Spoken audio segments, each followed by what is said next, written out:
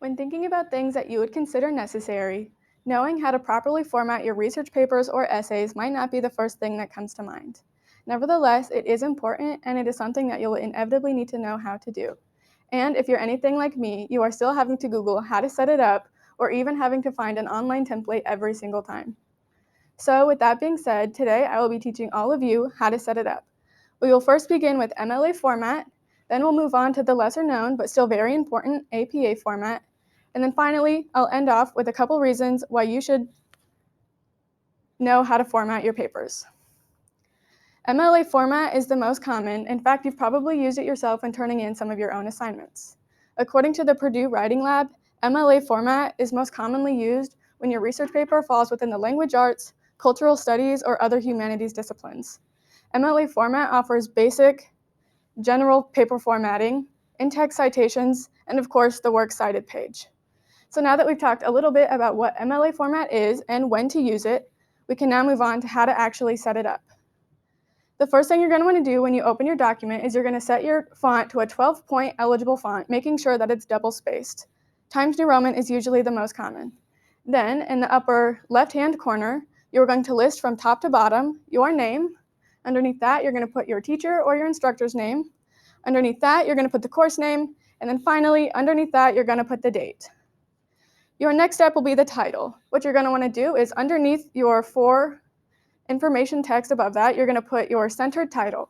It doesn't need to be underlined, in quotations, italics, or even bolded. Just leave it as it is with its normal capitalization rules. Next, you're going to hit enter once again, and after hitting tab, you can begin writing your body paragraphs. But you're not done yet. With MLA Format, you also need headers. And in that header, in the upper right-hand corner, you're going to put your last name, followed by a space and the page number that will go up with each pages as it normally would. Next, we can move on to APA Format. Like I said before, it is the lesser known but still very important format that you will still need to know how to do as you progress through your schooling or career. APA Format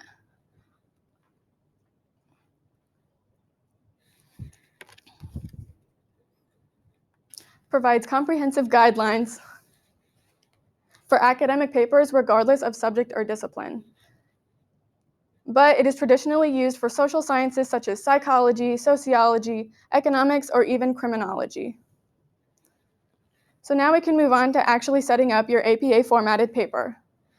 MLA Format and APA are very different because like before, where all of your information was in the upper left-hand corner, it is instead on a separate title page. Your first step to setting up your title page is putting your bolded, double-spaced title in the center of the page. Then you can hit enter a couple times, and then like before, you're going to list from top to bottom, starting with your name.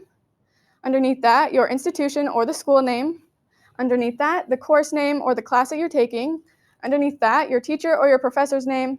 And then underneath that, once again, is going to be the date. Then on the next page, after your title page, you're going to once again bold and center your title. Hit enter once again, hit tab, and begin writing your body paragraphs.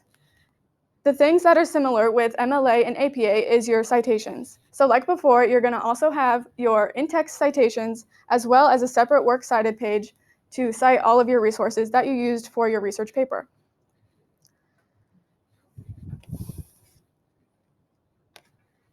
Knowing how to format your papers or essays is an important skill that you'll need to know how to do, but it is also important for some other reasons. When writing in proper format, it makes your papers and essays look professional and put together, and it also makes it easier for the reader to comprehend the information you're trying to portray. So as we wrap up, I hope you learned a little bit about how to set up your research paper or essays, and as a recap, we went over how to format and set up your MLA format, as well as your APA format, and then after that, I give you a couple reasons why it is important that you know how to properly set it up. I hope you all leave today knowing a little bit more, and you don't have to look it up for the next time you go to write your next school assignment. So thank you.